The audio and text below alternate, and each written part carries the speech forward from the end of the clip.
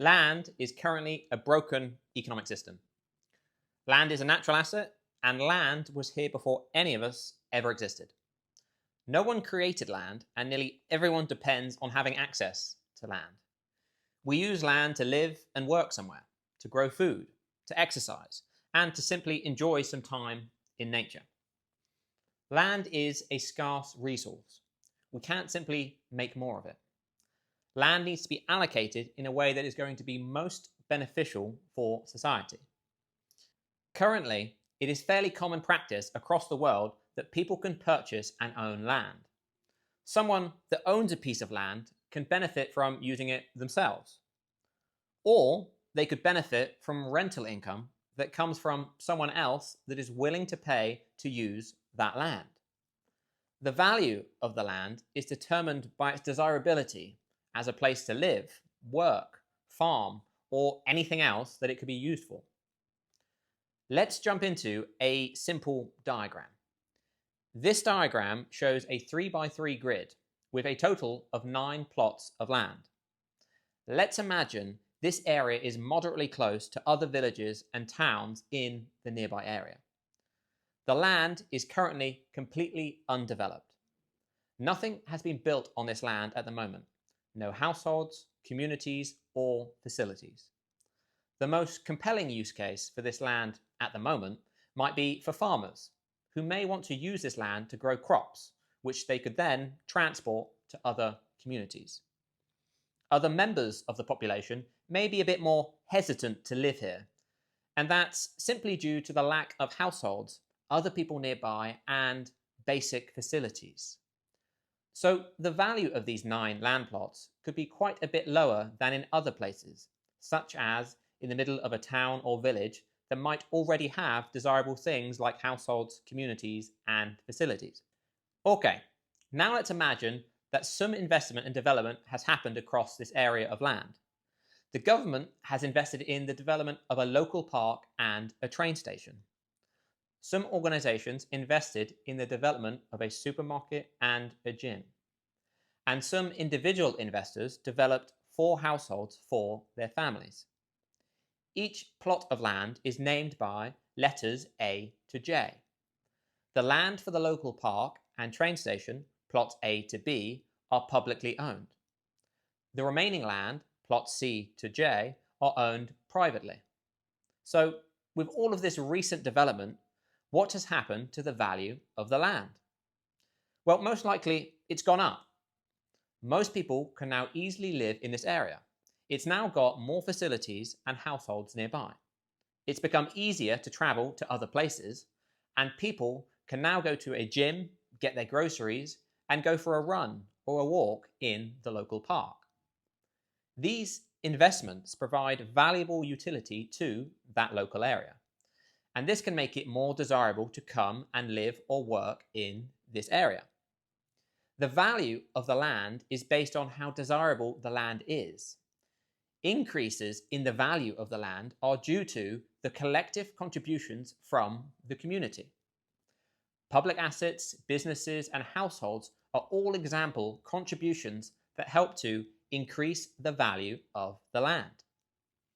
Some of those contributions and developments came from public funding, and other contributions came from private investors. But who is the biggest beneficiary from these contributions? Arguably, it is the landowner for plot E.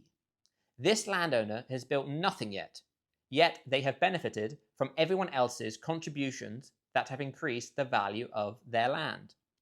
The landowner for plot E risked no labor, no money, and no capital. They haven't created anything of value that contributes towards increasing the value of the land. They have benefited from a financial gain due to other people's contributions that have increased the value of their land. Community contributions are what increase the value of these plots of land. Landowners are currently the primary beneficiary from community contributions that increase the value of the land. This is not a fair outcome for the community, as now it's the landowners who are benefiting the most from other people's contributions. Now, of course, some landowners have invested in the area and increased the value of their own land as well as nearby land by investing into new buildings like a household, a gym, or a supermarket. But some landowners can choose to invest nothing at all, and they're free to speculate that the value of the land will go up in the future, potentially due to other developments in the area that they think will happen. There is no requirement for landowners to invest a certain amount into their land to build houses or infrastructure. Landowners who speculate and contribute the least can be the biggest beneficiaries from other people's contributions. The solution to this problem is the value of the land needs to be captured as a tax by the same community that was responsible for increasing the value of the land in the first place. Landowners who speculate and contribute the least can be the biggest beneficiaries from other people's contributions. The solution to this problem is the value of the land needs to be captured as a tax by the same community that was responsible for increasing the value of the land in the first place. This is the purpose behind a land value tax.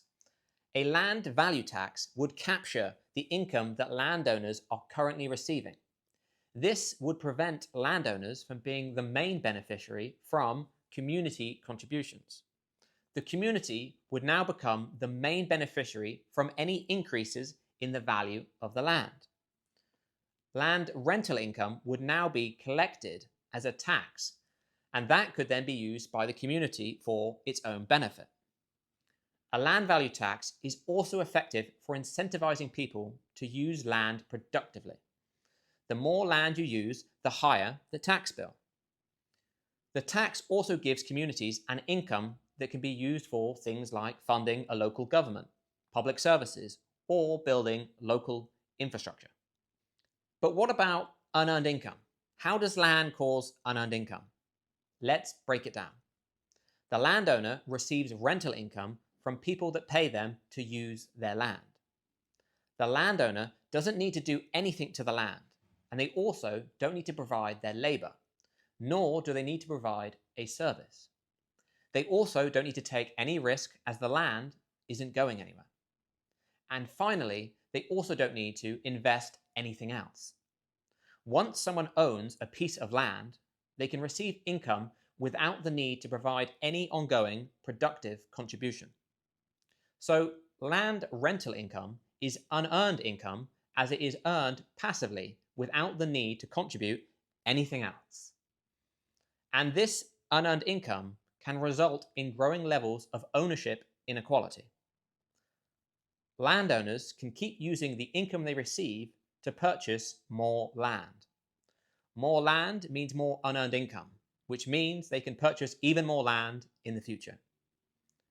Compounding returns means land can eventually become increasingly owned by a small number of people. This is why land needs reform, and why it's commonly a broken economic system in most countries. Land value taxes help to resolve this problem around unearned income. Let's quickly talk about what gets built on land, like households, public assets, and private infrastructure, and whether this should be taxed. The railway and local park are public assets, built using public money, so this infrastructure doesn't need to be taxed. Households and privately built infrastructure, like gyms or supermarkets, could be taxed when they are constructed or changed. The reason they don't need to be taxed like land does is because this isn't a form of unearned income. Labor, money, capital, and risk are all commonly involved with creating new buildings. Therefore, any return on investment that is gained from those contributions is a form of earned income. A tax on creating these assets would also be distortionary. The more you tax the development of infrastructure, the less of it you'd expect to see, as now you've made it less profitable to do so. That isn't the case for land. If you tax land, you don't get less land. Land taxes are non-distortionary. Maintaining these households or infrastructure and renting them out as a service is also a form of earned income. as you need to look after the buildings. Buildings will decay and break down over time. There might be some merit to certain taxes related to households and infrastructure, but it is land that is the most important economic area that desperately needs reform. It's very clear to see how land can generate unearned income and compounding returns, which can then result in growing amounts of land ownership inequality. Land value taxes are necessary to reduce and remove this unearned income that landowners are currently receiving. So this is why land is currently broken in many countries across the world. Land that is not taxed is a broken economic system. It causes unearned income, compounding returns, and consolidations in land ownership. Land value taxes help with fixing this economic system by resolving how we manage land. Next up, we'll talk about money. See you soon.